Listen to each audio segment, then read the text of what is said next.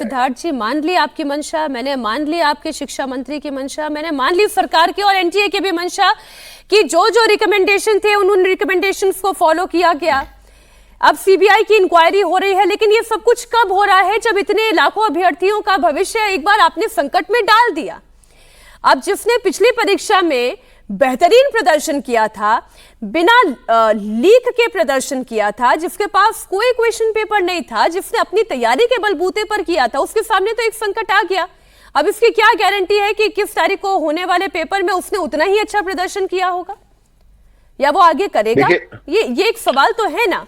निश्चित तौर पर मुझे लगता है अब बाकी मेहमानों के पास सिद्धार्थ जी जाना चाहती हूँ। अब सवाल कोई छोटा उत्तर देने दीजिए, फिर आप चले जाइएगा, क्योंकि प्रश्न सरकार से ही है सबसे बड़ा। मुझे पता है बाकी लोग भी क्या कहेंगे। उससे बड़ा भी एक प्रश्न है, जिस प्रकार का मेंटल टोल छात्र झेलते हैं या जिस प्रकार का एक चुनौती छात्रों के लिए है जब वो परीक्षा की तैयारी कर रहे होते हैं, सरकार उससे भली भांति उससे अवगत भी है, उसके लिए संवेदनशील भी है। 21 तारीख को छात्र बिना किसी सोच के विचार के जाकर के पेपर दें। सरकार पूरी शुचिता के साथ इस पेपर को कराने का काम करेगी, यह हमारी गारंटी है, कमिटमेंट है। निश्चित तौर पर मीनाक्षी जी, आप इस बात से आप अग्री करेंगी, जो छात्र काबिलियत रखता है, जो छात्र पोटेंशियल रखता है, उस छात्र को कोई नहीं रोक सकता। और ये पूरे प्रक्रिया में पेपर कैंसिल करना, ये उसी निर्णय को लेकर के किया गया है कि एक भी मेधावी छात्र की सीट को कोई पैसे वाला, कोई मनी बैग वाला ना लेकर के जाए। मैं आपकी इस बात से सहमत हो सकती हूँ कि जो काबिलियत रखेगा उसकी काबिलियत सामने आएगी ही, वो एक बार नहीं 10 बार भी पेपर देगा। लेकिन मेंटल ट्रॉमा होता है, मैं इस बात से भी इनकार नहीं कर सकती। हम भी स्टूडेंट लाइफ में रहे हैं सर, आप भी स्टूडेंट लाइफ में रहे हैं, और ये प्रेशर जो है हम समझते हैं, ये प्रेशर हम समझते हैं। अब मैं आशुतोष वर्मा जी आपके पास आ रही हूं। लीक है, सिस्टम भी वीक है, ये बात समझ में आ रही है, लेकिन ऑल्टरनेटिव फॉर्मूला क्या हो सकता है? कोर्स करेक्शन कैसे हो सकता है? आज बड़ा सवाल ये भी तो है। आज ये 3 मनीषा मैडम हैं, हो सकता है कोई और 3 निकल कर आ जाएंगी, कोई नया मोटे गांव का रैमसर निकल कर आ जाएगा, कोई नया शुभम खेरनार निकल कर आ जाएगा, कोई नया धनंजय लोखंडे बनकर खड़ा हो जाएगा। प्रॉब्लम तो ये, सिस्टम को रेक्टिफाई कैसे किया जाएगा?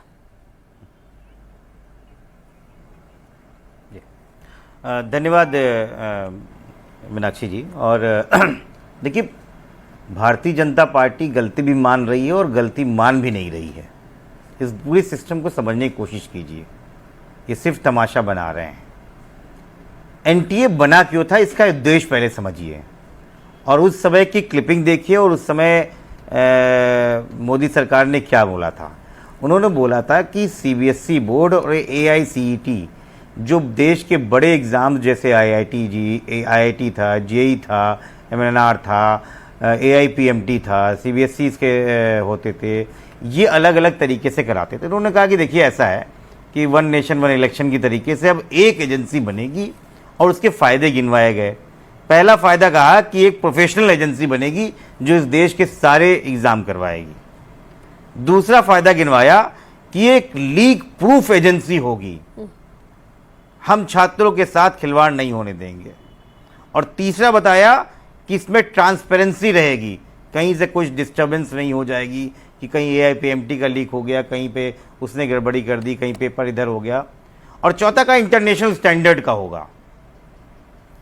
2017 में ये बिल लेके आए, इस बिल को पास किया गया, 2018 में काम हुआ, 2019 में कोविड और 19 और 20 में कोविड से हम लोग परेशान रहे, तो इस तरह के एग्ज़ाम नहीं हो पाए।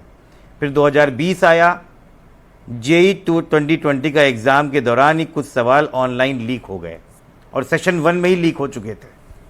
फिर 2021 में आया, हैकिंग के मामले आए जेईई मेंस के 2021 के पेपर में। फिर 2024 में यूजीसी नेट का जून 2024 का पेपर लीक हुआ, मिनिस्ट्री ऑफ एजुकेशन ने सीबीआई को सौंपा, आज तक नहीं पता है।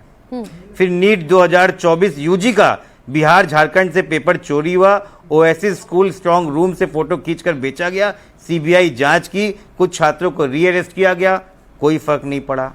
2025 में तो ये हालात हो गए कि इन्होंने कहा हाँ भाई गलती हो गई, लीक हो गया, सीबीआई हो गया, सबको 720 में 720 नंबर दे दो। आपको याद है ना देश में कितने लोग 100% मार्क्स में लेके आए थे पहली बार। और 2026 नीट यूजी का फिर से पेपर लीक हो गया। ये भारतीय जनता पार्टी के अधीन रहने वाले लोगों को शिक्षा के प्रति, इस देश के युवा के प्रति ये संवेदनहीनता है इनकी। और कहते हैं हम सब कुछ ठीक कर देंगे। ये वैसे ही ठीक कर देंगे जैसे रुपया ठीक करने आए थे 2014 में, जो डॉलर के मुकाबले 60 था, आज 96 में लुढ़का पड़ा हुआ है और इन्होंने सब ठीक कर दिया है। ठीक सर, सब मैं आपकी बात समझ रही हूँ। आप ये कह रहे हैं आपको सरकार की मंशा पर संदेह है। आप ये कह रहे हैं कि आप सरकार से सिस्टम ठीक नहीं हो पाएगा। अब अंकित अवस्थी हमारे साथ एडुकेटर ही जुड़े हुए हैं। मैं अनमोल जी आपके पास और तहसीन जी आपके पास इसके मैं पॉलिटिकल एनालिसिस ज्यादा मैं चाहती हूं कि इस पे क्या करेक्शन हो सकता है, सिस्टम कैसे ठीक हो सकता है, और सरकार की भूमिका अगर सिस्टम बनाने की है तो विपक्ष की भूमिका सिस्टम को चेक करने की है। तो एक हम प्रोडक्टिव डिस्कशन में जाएं रादर देन हम एक पॉलिटिकल डिस्कोर्स में चले जाएं। तो मेरा सवाल आपसे अंकित अवस्थी जी ये है कि सरकार अगर एक अच्छी मंशा के साथ काम करने की कोशिश कर रही है तो फिर इस लीकेज से कैसे बचेगी, जहां पर पेपर तैयार करने से लेकर उसे छापने वाले से लेकर उसे ट्रांसपोर्ट करने वाले से लेकर और जिन सेंटर्स पे परीक्षा करवाई जा रही है वहां तक इतना बड़ा लीकेज है, इतने लूप होल्स हैं कि आप कहां पर आप उसकी बैंडेजिंग करेंगे, कहां उसे ठीक करेंगे। तो आप सरकार की मंशा कितनी भी अच्छी हो जाए, लेकिन ये तो छोटे छोटे लीकेजेस इतने बड़े लीक में तब्दील हो सकती हैं, ये हम देख रहे हैं। तो तरीका क्या हो सकता है, ये कैसे ठीक होगा? धन्यवाद मैम। आज की जो घटना घटी है जिसमें टीचर्स का नाम आ रहा है, क्योंकि मैं खुद एक टीचर होने के नाते यहां पर आपके साथ जुड़ा हूं, तो ये तो वो वाली बात हो गई कि लुटेरों को क्या अंजाम दें। इस दौर ए वक्त में घर का नक्शा घर वालों ने ही थमा दिया था।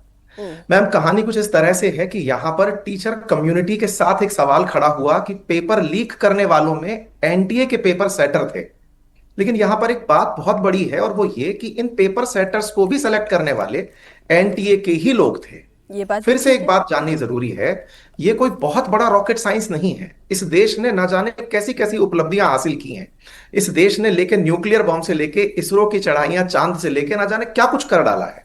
हम लोग बहुत साइंटिफिकली एडवांस मॉडर्न हैं। हमारे वैज्ञानिक, हमारे इंजीनियर्स दुनिया भर में अपनी पहचान और नाम बना रहे हैं।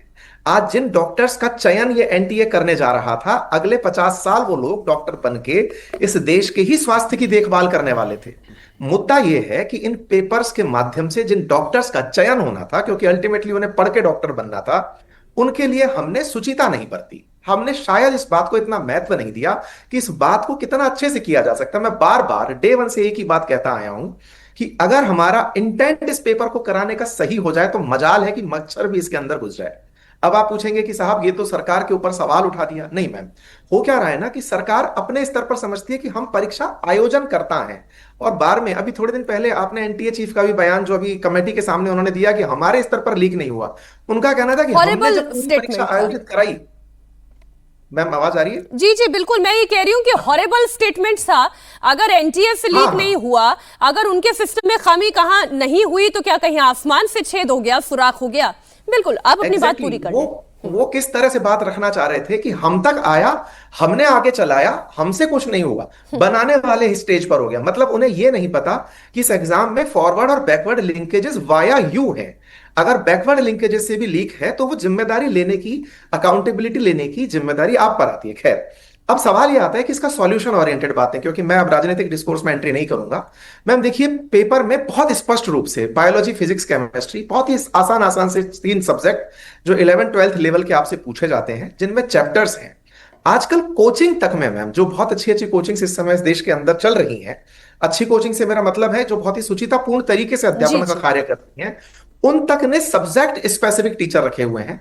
सब्जेक्ट में भी चैप्टर स्पेसिफिक टीचर रखे हुए हैं कि अगर किसी को थर्मोडायनेमिक्स पढ़ानी है तो वो थर्मोडायनेमिक्स पढ़ाएगा, टैक्सोनॉमी वाला टैक्सोनॉमी पढ़ाएगा, मोशन में किसी की अगर स्टेप वो है तो वो वही सब चैप्टर पढ़ाएगा। मेरा कहने का मतलब ये है, जब आप देश के लिए 1.25 lakh doctor at A go choose करने वाले हैं, तो क्या आप 50 टीचर 50 चैप्टर के लिए नहीं रख सकते थे? पहला काम। दूसरा, हमारे देश के अंदर जब एआई इंपैक्ट समिट का आयोजन होता है यह जानने के लिए कि आर्टिफिशियल इंटेलिजेंस भविष्य के लिए कितना इंपॉर्टेंट हो सकता है और उसका प्रभाव हम पर कितना हो सकता है,